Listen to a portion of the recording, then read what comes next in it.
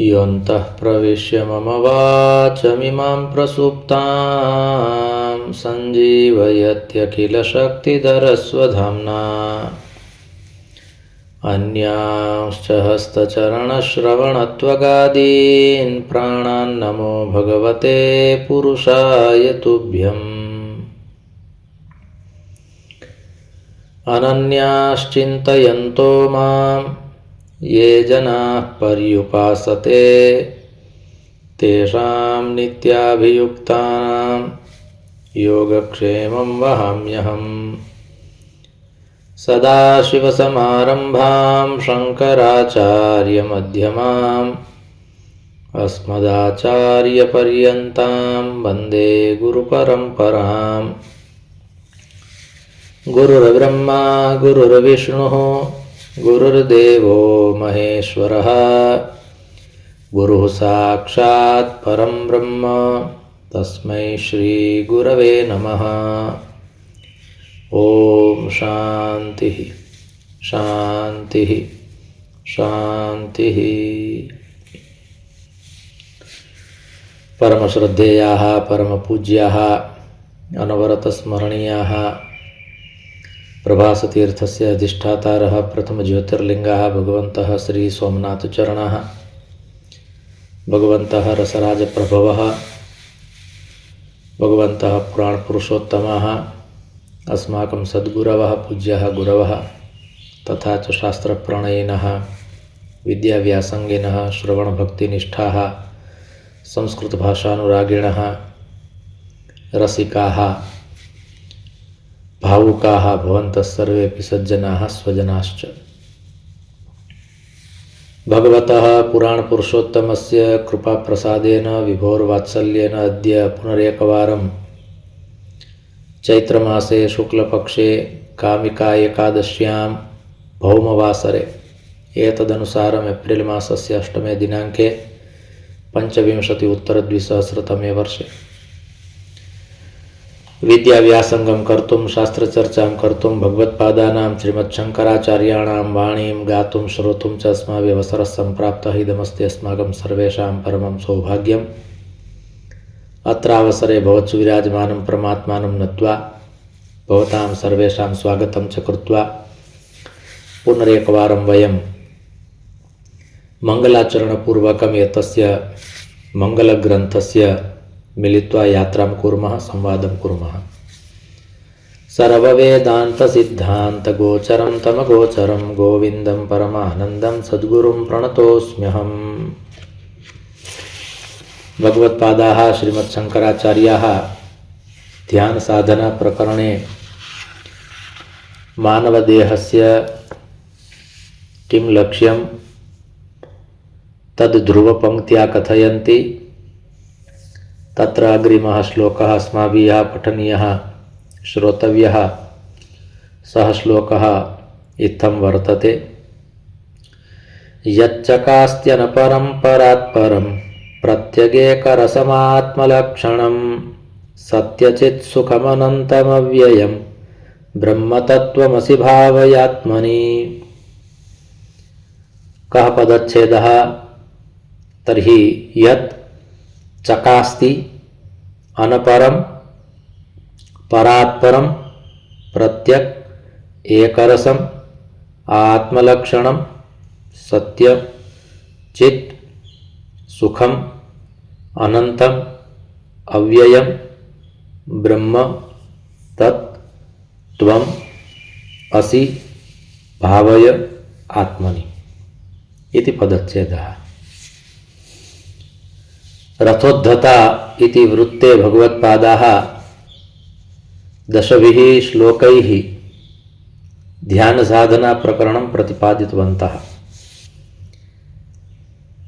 तर्हि एतस्य श्लोकस्य अस्माभिः सामान्यार्थः, विशिष्टार्थः, भावार्थः कः तर्हि तस्मिन् विषये आदौ अस्माभिः चर्चा क्रियते पदच्छेदानुगुणा।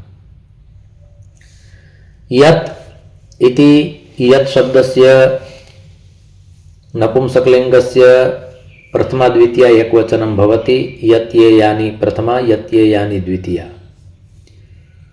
अत्र सर्वनाम शब्दः अस्ति यत्, किन्तु ब्रह्म इति यद् विशेष्य पदमस्ति तदर्थम् इदं सर्वनाम पदं वर्तते। यत् ब्रह्म कीदृशमस्ति तर्हि अग्रे एकं महत्वपूर्णं क्रियापदं स्थापितं।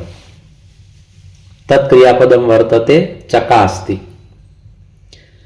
चकास्ति अर्थात स्वयं प्रकाशितं भवति, वस्तुतः प्रकाशितं भवति। चकास्ति इति महत्वपूर्णं क्रियापदम् अत्र प्रयुक्तं। ब्रह्मतत्त्वं सदा सर्वदा प्रकाशितं भवति, पुनश्च सः प्रकाशः तस्य स्वस्यैव वर्तते। श्रीमद्भागवत महापुराणे अपि कथितं, श्रीमद्भगवद्गीतायामपि उक्तं। किमुक्तं? सूर्ये यत् तेजः अस्ति परमात्मा कथयति तत्तेजः मामकं वर्तते। चंद्रमसि यत् तेजः अस्ति तदपि तेजः मामकं वर्तते। अतः भगवद्गीतायाम् उक्तं यच्चंद्रमसि यच्चाग्नौ तत्तेजो विद्धि मामकम्। आकाशे सूर्यः अस्ति, तस्मिन् सूर्ये तेजः परमात्मना दीयते। आकाशे चंद्रमाः वर्तते, चंद्रमसे तेजः परमात्मना दीयते।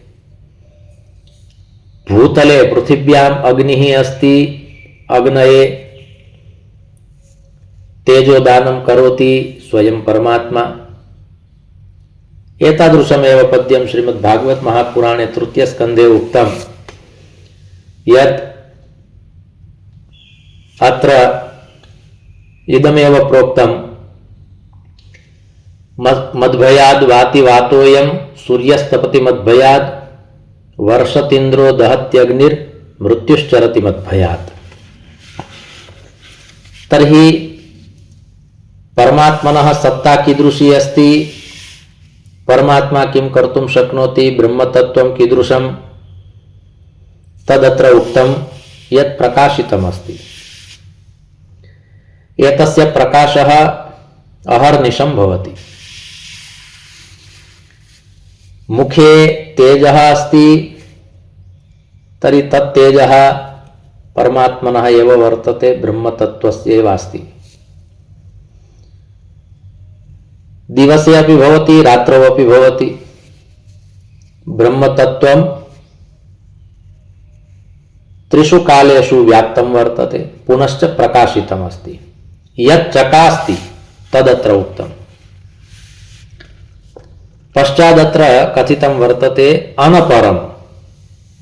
अनपरम् इति एकः महत्वपूर्णः शब्दः। वस्तुतः अयं शब्दः उपनिषत्सु आगच्छति, अत्र भगवत्पादैः प्रयुक्तः वर्तते। अर्थात् विवेकचूडामणिः उपनिषत्तुल्यः ग्रन्थः अस्ति। अत्र कतिपयशब्दाः तादृशाः सन्ति एतस्मिन् ग्रन्थे। तैः शब्दैः एतस्य ग्रन्थस्य यत् स्थानमस्ति तत् स्थानं सम्यक् प्रकारेण उत्कृष्टं भवति, सहजतया उत्कृष्टं भवति।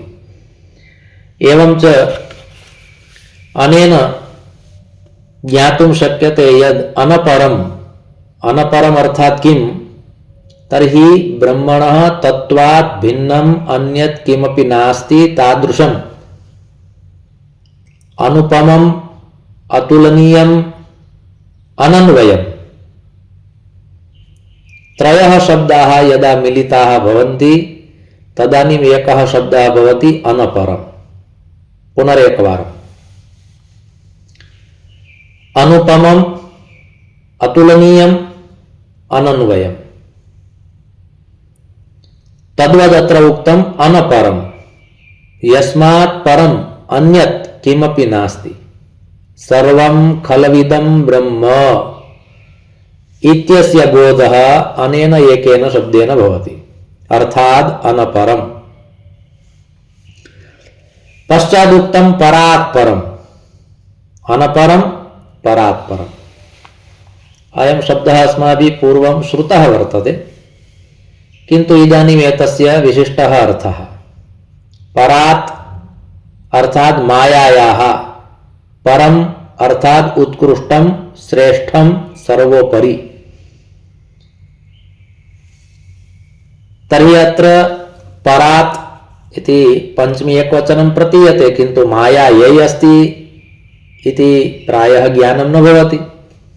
मायायाः विशेषणम् अस्ति वा माया ययि प्रयुक्तः अयं शब्दः अस्ति इति स्पष्टतया ज्ञातुं न शक्यते, किन्तु परात् परम् इति शब्दः अस्माभिः बहुधा श्रुतः वर्तते।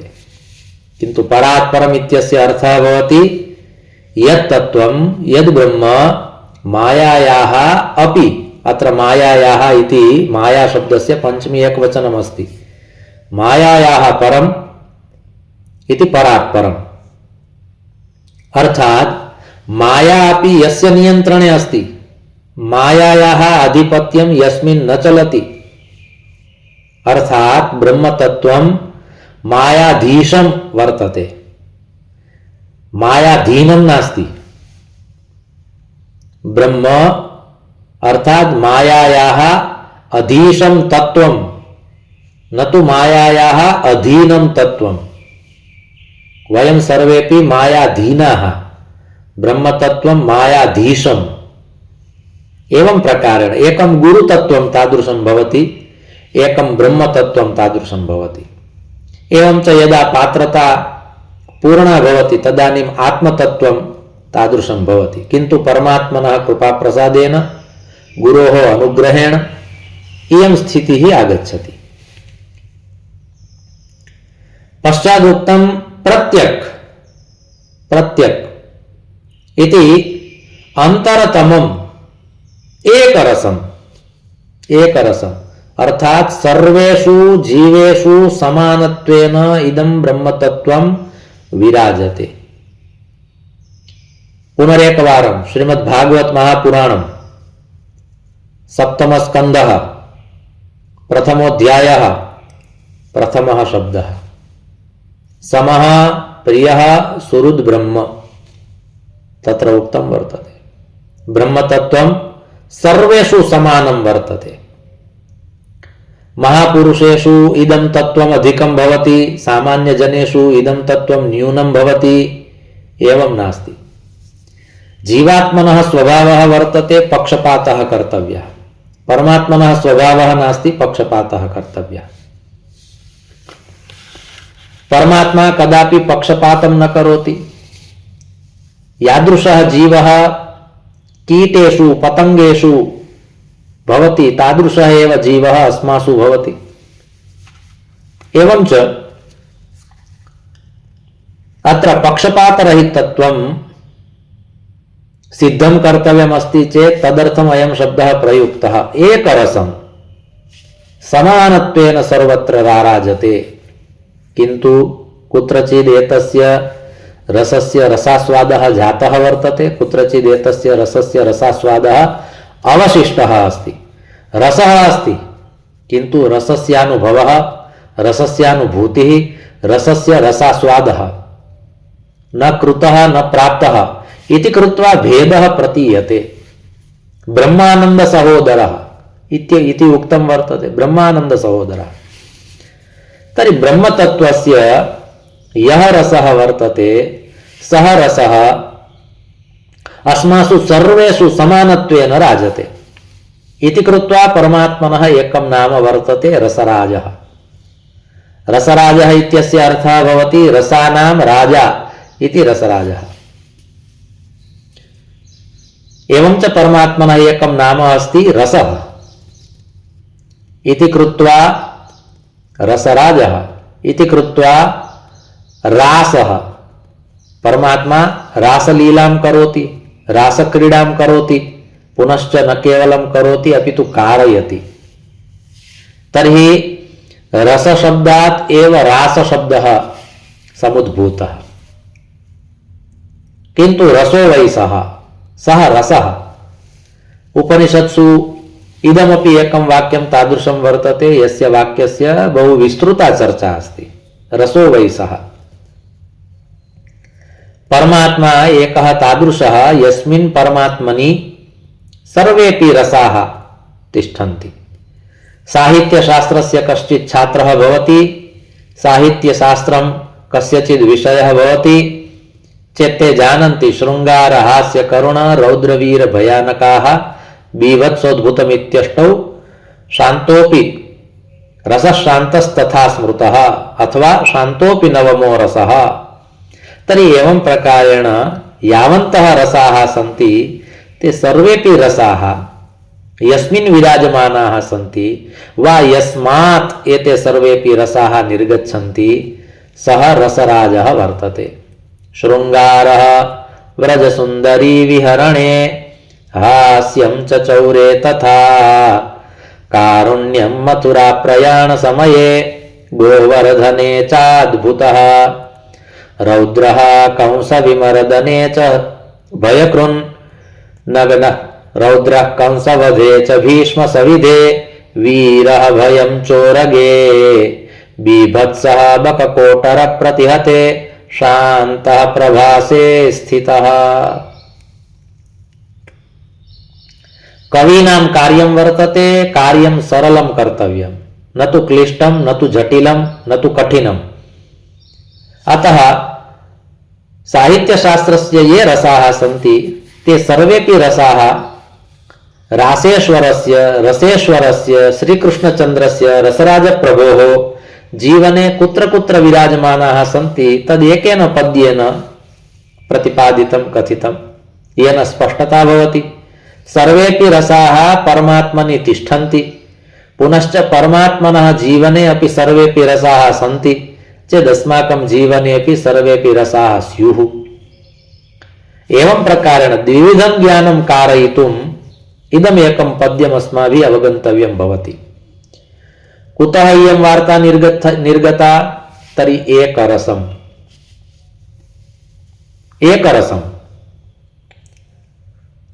एकरसम् इत्यस्य बोधः अनेन श्लोकेन अस्माभिः प्राप्तव्यः वर्तते।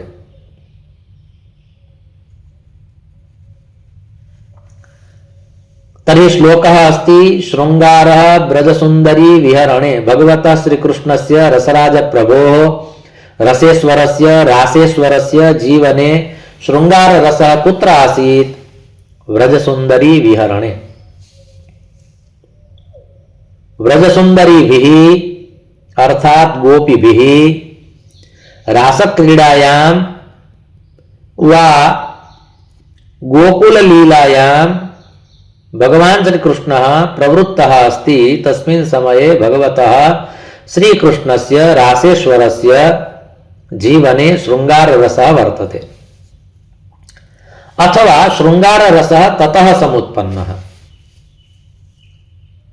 द्वयमपि वक्तुं शक्यते। रसानाम् उत्पत्तिः कुत्र कुत्र सञ्जाता, कस्मिन् प्रसङ्गे सञ्जाता, वा परमात्मा कस्मिन् समये कस्मिन् रसे भवति, तदनेन एकेन पद्येन स्पष्टं कर्तुं शक्यते। शृङ्गारः ब्रजसुन्दरी विहरणे।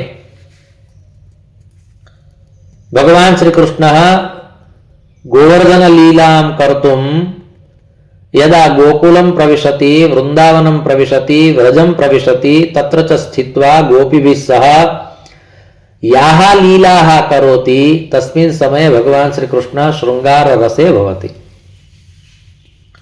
हास्यं च चौरे तथा। हास्यरसः कुत्र वर्तते? तर्हि बालमुकुन्दः बालकृष्णः गोपीनां गृहे नवनीतं चोरयितुं गच्छति, चौर्यलीलां करोति, तस्मिन् समये हास्यरसः वर्तते। सर्वाः गोप्यः हसन्ति। एवं च गोकुले विराजमानाः सर्वेपि हसेयुः। तदर्थं परमात्मा भगवान् श्रीकृष्णः रसेश्वरः रासेश्वरः हास्यरसं प्रददाति। अर्थात् जीवने शृङ्गारः आवश्यकः, तद्वत् जीवने हास्यमपि आवश्यकम्। यदि जीवने शृङ्गाररसः आगच्छति चेत् हास्यरसोऽपि आगच्छति, किन्तु एतस्य तात्पर्यं तादृशं नास्ति यत् अन्यरसाः नागमिष्यन्ति। तर्हि अग्रे एव उक्तं पुनः करुणरसः कुत्र वर्तते? तर्हि उक्तं कारुण्यं मथुरा प्रयाण समये भगवतः श्रीकृष्णस्य जीवने करुणरसः कदा रसेश्वरस्य रासेश्वरस्य करुणरसे स्थितिः कदा तदा उक्तं यदा भगवान श्रीकृष्ण गोकुलं वृंदावनं व्रजं त्यक्त्वा मथुरां गच्छति। कंसः प्रेषयति अक्रूरम्, अक्रूरः आगच्छति एवं च आगत्य वदति कंसेन सन्देशः प्रेषितः, सः मथुराम् आह्वयति। यदा भगवान श्रीकृष्ण मथुरां त्यक्त्वा गच्छति इति सर्वैः श्रुतं तस्मिन् समये गोकुले करुणरसः वर्तते। सर्वेपि करुणापूर्ण चेतसा सर्वेपि तादृशाः आक्रान्ताः सन्ति, आक्रन्दनं कुर्वन्ति, रुदन्ति। ओ इदानीम् अस्माकं हृदयेश्वरः गमिष्यति। गोप्यः कारुण्यरसे सन्ति। भगवतः श्रीकृष्णस्य हृदि अपि तादृशः भावः वर्तते यत् बाल्यलीला मया यत्र विहिता, इदानीं बाल्यकालः समाप्तः, इदानीम् इतः परम् अहं गच्छामि, न जाने पुनः अत्र आगमिष्यामि वा न। किन्तु भागवते एकं तादृशं वचनम् अस्ति यत् गमनवेलायां भगवान् श्रीकृष्णः कथयति यद् अहम् आयास्ये, अर्थात् पुनः आगमिष्यामि। किन्तु पश्चात् भागवते तादृशी लीला न दर्शिता यत्र भगवान् श्रीकृष्णः स्वयं पुनः आगच्छति। उद्धवं प्रेषयति, बलरामं प्रेषयति, ताः गोप्यः सन्ति, ताः आह्वयन्ति, कुरुक्षेत्रं मिलन्ति, सर्वेपि कुरुक्षेत्रे समुपलब्धाः भवन्ति, मिलिताः भवन्ति। एवं प्रकारेण विविधाः लीलाः सन्ति। किन्तु स्वयं श्रीकृष्णः पुनः एकवारं गोकुलं त्यक्त्वा यदा निर्गतः, पश्चात् पुनः गोकुलं न गतः। तर्हि कारुण्यं मथुरा प्रयाण समये गोवर्धने चाद्भुतः। भगवता श्रीकृष्णेन यदा गोवर्धन लीला कृता, सप्तवर्षीयः बालः 7 दिनानि यावत् स्वकरकमलेन यदा गोवर्धन पर्वतं धारयति, यदा भगवान् श्रीकृष्णः गोवर्धनधारी भवति, गिरिधारी भवति, तस्मिन् समये कः रसः? अद्भुत रसः। अद्भुत रसः अर्थात् यदा विस्मयः भवति तदा अद्भुत रसः भवति। सर्वेपि चकिताः सञ्जाताः। किमिदं दृश्यम्? एतादृशः सामान्यः बालः किं समग्रं पर्वतं, सम्पूर्णं पर्वतं एकेन हस्तेन, तदपि लीलया 7 वर्षात्मके काले एवं प्रकारेण पर्वतं धर्तुं शक्नोति? सर्वेपि चकिताः, विस्मिताः अभवन् इति कृत्वा तत्र अद्भुतरसः वर्तते। गोवर्धने चाद्भुतः। रौद्रः कंसवधे। भगवान् श्रीकृष्णः मथुरां गत्वा यदा कंसे प्रहरति, कंसं मारयितुम् उद्युक्तः भवति, तस्मिन् समये भगवान् श्रीकृष्णः रौद्ररसे अस्ति। रौद्र कंसवधे च भीष्मसविधे। श्रीमद्भागवत महापुराणं प्रथम स्कंध 9मोऽध्याय भीष्मस्तुति। देवव्रतः आचार्य पितामहः भीष्मः कथयति, धृतरथचरणोऽभ्ययाचलद्गुर्हरिरिवहन्तुमिभं गतोत्तरीया। धृतरथचरणः, धृतरथचरणः अर्थात् रथस्य एकं चक्रं गृहीतम् एवं च भगवान् श्रीकृष्णः भीष्मं मारयितुम् उद्युक्तः भवति, प्रहर्तुम् उद्युक्तः भवति। भीष्मे प्रहरति, तस्मिन् समये भगवान् श्रीकृष्णः वीररसे अस्ति। तत्र वीररसः, वीररसस्य जन्म तत्र जातम्, एवं प्रकारेण वक्तुं शक्यते। रौद्रः कंसवधे च भीष्मसविधे। वीरः भयं चोरगे। भयानकरसः कुत्र वर्तते? तर्हि यदा परमात्मना भगवता श्रीकृष्णेन कालीयनागलीला कृता, अर्थात यमुनायाम् एकः कालीयनागः। एवं च अत्र अवसरे परमात्मा तस्य मस्तके नृत्यति तर्हि भयानकरसस्य तादृशः भावः न भवति यद् भगवान् श्रीकृष्णः कालीयनागात् बिभेति। भयानकरसस्य अर्थः भवति अहं बिभेमि वा सः बिभेति। द्वयोर्मध्ये कस्यचित् एकस्य चेतसि भयं वर्तते, तस्मिन् समये भयानकरसः भवति। तर्हि अत्र भगवान् श्रीकृष्णः नागात् न बिभेति, कालीयात् न बिभेति, किन्तु कालीयनागः श्रीकृष्णात् बिभेति। तस्मिन् समये भयानकरसः वर्तते। बीभत्सः बककोटर प्रतिहते, अर्थात कुत्र बीभत्सरसः अस्ति तर्हि भगवता श्रीकृष्णेन यदा बकासुरस्य वधः कृतः तस्मिन् समये बीभत्सः बककोटर प्रतिहते, बकासुरस्य यदा मुखच्छेदः कृतः तस्मिन् समये बीभत्सरसः वर्तते। मांसं रुधिरं सर्वं बहिरागच्छति तस्मिन् समये बकासुरस्य मुखात्। तेन प्रकारेण विच्छेदः कृतः बकासुरस्य, बीभत्सरसः वर्तते। तर्हि एवं प्रकारेण भगवतः श्रीकृष्णस्य जीवने विविधे काले विविधे समये विविधाः रसाः आगताः, किन्तु मनुष्यस्य परमं चरमं लक्ष्यमस्ति तेन शान्तरसस्य अनुभवः कर्तव्यः। तर्हि भगवता श्रीकृष्णेन शान्तरसस्य अनुभवः कदा कृतः, भगवतः श्रीकृष्णस्य जीवने शान्तरसः कदा आगतः वा शान्तरसस्य उत्पत्तिः कदा कुत्र सञ्जाता, तर्हि उक्तं शान्तः प्रभासे स्थितः।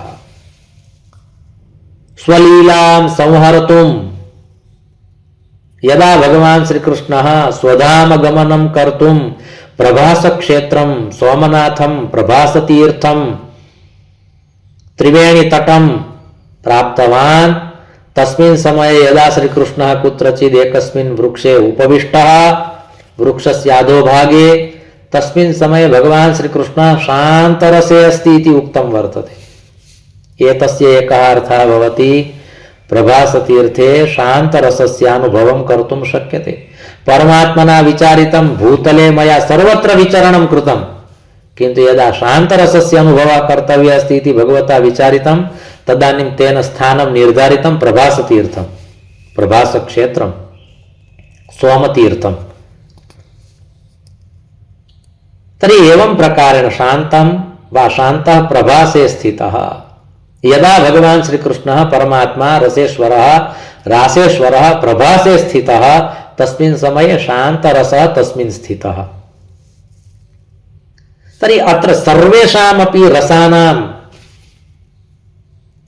स्थानं कुत्रचित् एकस्मिन् स्थाने वर्तते चेत् रसेश्वरः रासेश्वरः अस्ति इति कृत्वा श्रीमद्भागवत महापुराणे उक्तं प्रथमस्कन्धे प्रथमेऽध्याये तृतीये श्लोके निगमकल्पतरोर्गलितं फलं सुखमुखादमृतद्रवसंयुतं पिबत भागवतं रसमालयम्। अत्र रसमालयम् अर्थात् रसानाम् आलयः, सर्वेषामपि रसानां निवासस्थानम् इति एकः अर्थः भवति, किन्तु द्वितीयः एकः महत्वपूर्णः अर्थः भवति रसमालयम्। तर्हि आलय शब्दस्य अर्थः भवति यावद् अस्माकं लयः अर्थात् मृत्युः न भवति तावत् कालपर्यन्तं यस्य रसस्य रसास्वादः कर्तव्यः अस्ति तादृशं रसमालयम्। कारणम् आलय शब्दस्य एकः अर्थः भवति मोक्षः। तर्हि मोक्षं यावत् यः रसः अस्माभिः प्राप्तव्यः वर्तते, अर्थात् येन रसेन अथवा येन रसेन मोक्षः अर्थात् भगवतः श्रीकृष्णस्य गुणगानेन श्रीमद्भागवत महापुराणस्य कथाश्रवणेन लीलाश्रवणेन आनन्दस्य हरेर्लीला इति उक्तम्। श्रीमद्भागवत महापुराणस्य एकम् अपरं नाम अस्ति आनन्दस्य हरेर्लीला, अर्थात् भगवतः श्रीकृष्णस्य हरेः आनन्दमय्याः लीलाः यस्मिन् ग्रन्थे सन्ति सः ग्रन्थः श्रीमद्भागवत महापुराणम्। तर्हि रसमालयं मूढहो रसिका भुवि भावुकाः। अत्र भावुकाः रसिकाः तावत् काल पर्यन्तं रसास्वादं कुर्वन्तु यावत् काल पर्यन्तम् आसमन्तात् अस्माकं लयः न भवति तावत् काल पर्यन्तं। तर्हि आसमन्ताद् लयः अर्थात् किम्? आसमन्ताद् लयः अर्थात् स्थूल शरीरस्य, सूक्ष्म शरीरस्य, कारण शरीरस्य अर्थात् त्रिविध शरीरस्य नाशः न भवति, पूर्णता न भवति तावत् काल पर्यन्तम् अयं ग्रन्थः आस्वादनीयः, भगवतः श्रीकृष्णस्य लीलाः श्रोतव्याः, प्राप्तव्याः तावत् काल पर्यन्तम्। तर्हि एवं प्रकारेण अत्र पुनः भगवत्पादाः तदेव कथयन्ति यत् एकरसम् एकस्मिन् समये मनुष्यः एकस्मिन् रसे एव भवति, एकस्मिन् समये द्वयोः रसयोः एकस्मिन् समये बहूनां रसानाम् अनुभवं कर्तुं न शक्यते। कदाचित् तादृशं भवति, कश्चित् जनः रुदति करुणरसे भवति, किन्तु तस्य पार्श्वे कश्चित् अन्यः जनः तादृशः वर्तते यः तं रुदन्तं द्रष्टुं न शक्नोति इति कृत्वा सः यथा कथमपि हासयति, सः हास्यं कुर्यात् तदर्थं सः यत्नशीलः भवति। हसतु, यथा कथमपि हसतु, किमपि कृत्वा किमपि उक्त्वा पुनः सः हास्यरसे आगच्छेत् वा हास्यरसम् आगच्छेत् तदर्थं विविधान् प्रयत्नान् करोति, किन्तु यदा करुणरसः पूर्णः भवति चेत् हास्यरसः आगच्छति। कश्चित् रुदति, रोदनेन सह हसति चेत् मौर्ख्यं प्रतीयते। अत्र तादृशं नास्ति। परमात्मा कथयति एकस्मिन् समये एकः एव रसः भवति। तर्हि एवं प्रकारेण विविधरसाः अत्र निर्दिष्टाः। तदनन्तरं नवरसाः सन्ति इति न, पश्चात् एकः रसः आगतः प्रेमरसः, पश्चात् एकः रसः आगतः भक्तिरसः। एवं प्रकारेण रससम्प्रदायः बहुवृद्धिं गतः। अत्र पुनः भगवत्पादाः कथयन्ति ब्रह्मतत्त्वं कीदृशमस्ति? एकरसम्। एकरसम् अर्थात् सर्वेषु जीवेषु समानरूपेण यद् रसतत्त्वं विराजते तादृशम् इदं तत्त्वं नाम एकरसम्। अस्माकं सर्वेषां चेतसि अयम् एकः रसः वर्तते। एतस्य रसस्य रसास्वादः अस्माभिः कर्तव्यः, किन्तु कस्यचित् महापुरुषस्य कृपाप्रसादेन भवति, कदाचित् पुण्यबलेन भवति, कदाचित् बहूनां जन्मनां पुण्योदयः भवति, तदानीं भवति। रसः तु वर्तते, किन्तु रसस्य अनुभवः न भवति, रसास्वादः न भवति। गृहे भोजनमस्ति, किन्तु कुत्र अस्ति तद् न ज्ञायते, वा केन प्रकारेण निर्मातुं शक्यते इति न ज्ञायते। एवं प्रकारेण अस्माकं चेतसि ब्रह्मरसः, ब्रह्मतत्त्वम् एकरसः वर्तते, किन्तु वयं गुप्तानन्दाः। आनन्दः अस्माकं गुप्तः अस्ति। कदाचित् कदाचित् प्रकटितः भवति, कदाचित् कदाचित् वयम् आनन्दावस्थायां भवामः, किन्तु सदानन्दः इति अस्माकं स्वरूपं नास्ति, वयं न जानीमः। कारणं सदा सर्वदा आनन्दे स्थातुं वयं न शक्नुमः। किमर्थं?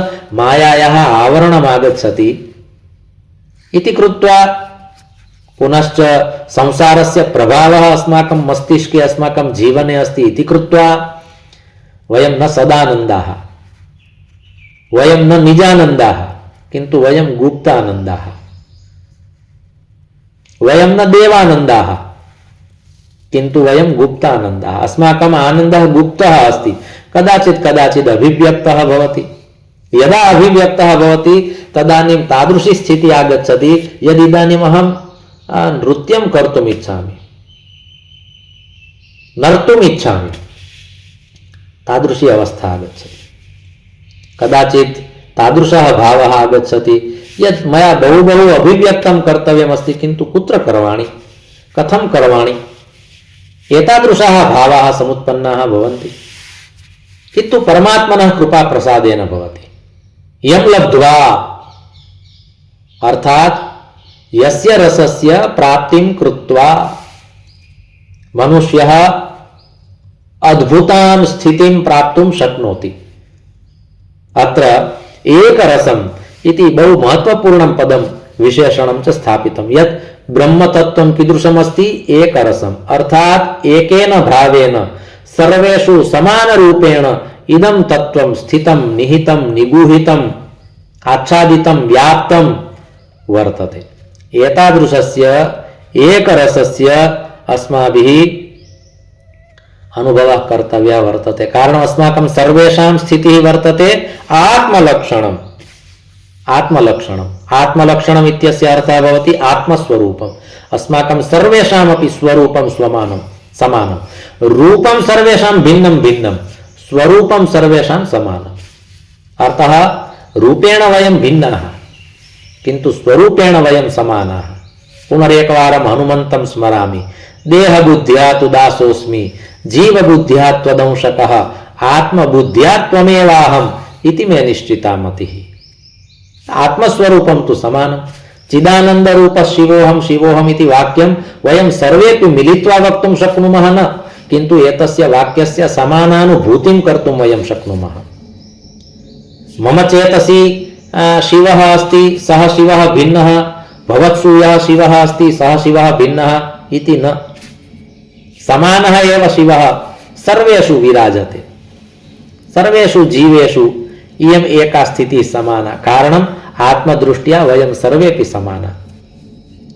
देहदृष्ट्या वयं भिन्नाः, आकारदृष्ट्या भिन्नाः, रूपदृष्ट्या भिन्नाः, नामदृष्ट्या भिन्नाः, क्रियादृष्ट्या कदाचित् भिन्नाः,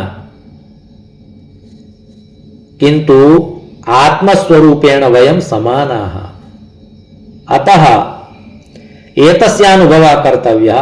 तर्हि एतद् ब्रह्मतत्त्वं कीदृशं? पुनः अग्रे उक्तं सत्यं। सत्यम् इदमेकं तत्त्वं सत्यम्। इदं सत्यम् अर्थात् अन्यत् सर्वम् असत्यम्। ब्रह्म सत्यं जगन्मिथ्या, जीवो ब्रह्मैव नापरः। भगवत्पादानामेव इदं वचनं वर्तते, किन्तु अत्र उक्तं किं? ब्रह्म सत्यं। कारणं सत्यम् एतदपि एकं विशेषणं ब्रह्मणः। ब्रह्म सत्यं तत् सत्यमस्ति। द्वितीयः शब्दः प्रयुक्तः वर्तते चित्, सच्चिदानन्दरूपाय। तर्हि तत्र सत् अर्थात् सत्यं, किन्तु चित् शब्दस्य अर्थः भवति ज्ञानं। चित्तम् इति अत्र नास्ति। चित्त शब्दस्य अर्थः भवति अस्माकं शरीरे या एका स्मरणशक्तिः अस्ति तस्यै स्मरणशक्त्यै अयं शब्दः प्रयुक्तः वर्तते चित्तं। मनोबुद्धि अहंकार चित्तानि नाहम् इति यदुक्तं वर्तते, तर्हि अन्तःकरणचतुष्टयमस्ति। तर्हि चतुर्णामपि कार्यं विषयाः भिन्नभिन्नाः सन्ति। अर्थात् मनोबुद्धिरहंकारश्चित्तं कारणमान्तरं संशयो निश्चयो गर्वः स्मरणं विषयामि इति दर्शनशास्त्रस्य अयं श्लोकः अन्तःकरणचतुष्टयस्य परिचयं प्रददाति। तर्हि अत्र उक्तं वर्तते, किम् उक्तं वर्तते? मनः अर्थात् किं? तर्हि संशयं करोति इति मनः, संशयात्मकं मनः, संशयात्मकं मनः। निश्चयः अर्थात् निर्णयं करोति सा बुद्धिः इति कृत्वा उक्तं निर्णयात्मिका बुद्धिः। अग्रे च पुनः उक्तं गर्वं करोति सः अहंकारः, मनोबुद्धि अहंकार। तर्हि अत्र अहंकार शब्दः प्रयुक्तः। तर्हि अहंकार शब्दस्य कः अर्थः? यदि मनुष्यः वारं वारं गर्वं करोति, सगर्वं वदति, तर्हि तत्र अहंकारः ध्वनितः भवति। तर्हि उक्तमत्र एवं च चित्तं, चित्तस्य विषयः कः? चित्तस्य कार्यं किं? तर्हि स्मरणं। स्मरणम् अस्माकं स्मृतिपटले यत्किमपि भवति तेन तस्य कार्यं किमिति ज्ञातुं शक्यते। अर्थात् चित्तं तु चेतो हृदयः स्वान्तं ऋन्मानसं मनः इति अमरकोशे। तर्हि अत्र उक्तं चित् न तु चित्तं। चित् शब्दस्य अर्थः भवति ज्ञानं। परमात्मनि ज्ञानं विराजते। परमात्मा सदा सर्वदा ज्ञानी अस्ति। अस्माकं स्थितिः ज्ञानात्मिका वर्तते, किन्तु यदा वयं प्रबुद्धाः भवामः, जागृतावस्थायां भवामः, तदानीमपि ज्ञानं तदपि शुद्धं ज्ञानं, तदपि दार्शनिकं ज्ञानं, तदपि औपनिषदिकं ज्ञानं सदा सर्वदा प्रस्फुटं न भवति। निद्रावस्थायां तु सर्वं विस्मर्यते इति कृत्वा तस्मिन् समये तु अस्माकं सर्वेषां स्थितिः अज्ञानिना स्थितिः वर्तते। वयं सर्वेपि अज्ञानिनः। स्वप्नावस्थायां निद्रावस्थायां किमपि ज्ञानं न भवति, कश्चिदपि बोधः न भवति। वयं कुत्र विराजमानाः, वयं कुत्र सुप्ताः, वयं धनाढ्याः वा वयं दरिद्राः, वयं पर्यङ्के सुप्ताः वा भूतले सुप्ताः, वयं स्वदेशे सुप्ताः वा विदेशे सुप्ताः, कुत्र वयं सुप्ताः ज्ञानमेव न भवति। किन्तु परमात्मा सदा सर्वदा ज्ञानी इति कृत्वा परमात्मनः ब्रह्मतत्त्वस्य एकं विशेषणमत्र स्थापितं, चित्। एवं च तृतीयः शब्दः अत्र वर्तते, सुखम् अर्थात् आनन्दः। अत्र सच्चिदानन्दरूपाय एतत्त्रयं प्रोक्तं, किन्तु सत्यं ब्रह्म, चित् ब्रह्म, सुखं नाम आनन्दः ब्रह्म। आनन्दं ब्रह्मणो विद्वान् न बिभेति कदाचन, न बिभेति कुतश्चन। तर्हि आनन्दः, आनन्दात्मिका स्थितिः परब्रह्मणः परमात्मनः रसेश्वरस्य रासेश्वरस्य रसराजप्रभोः सदा सर्वदा भवति। तर्हि एवं प्रकारेण अत्र सत्यचित् सुखमनन्तमव्ययम् इति उक्तं। किन्तु अत्र सच्चित् सुख इत्येतेषां त्रयाणां विशेषणानाम् एव इदानीम् अस्माभिः अर्थः ग्राह्यः। तदनन्तरमपि विशेषणद्वयं वर्तते, अनन्तम् अव्ययम्। एतस्य चर्चा पश्चात् भविष्यति। कालः सञ्जातः इति कृत्वा पुनरेकवारम् इदं व्याख्यानम् अद्य रसराजप्रभोः विभुवरस्य चरणयोः इदं व्याख्यानं समर्प्य एकादश्याः पुनरेकवारं सजय श्रीकृष्णपूर्वकं साधुवादान् वितीर्य द्वाभ्यां श्लोकाभ्याम् इदं सत्रमस्माभिः समर्प्यते। धर्मस्य विजयो भूयाद् अधर्मस्य पराभवः, प्राणिनां चैव सद्भावः भूयाद् विश्वस्य मङ्गलम्। सर्वे भवन्तु सुखिनः, सर्वे सन्तु निरामयाः, सर्वे भद्राणि पश्यन्तु, मा कश्चित् दुःखभाग् भवेत्। ॐ शान्तिः शान्तिः शान्तिः। ॐ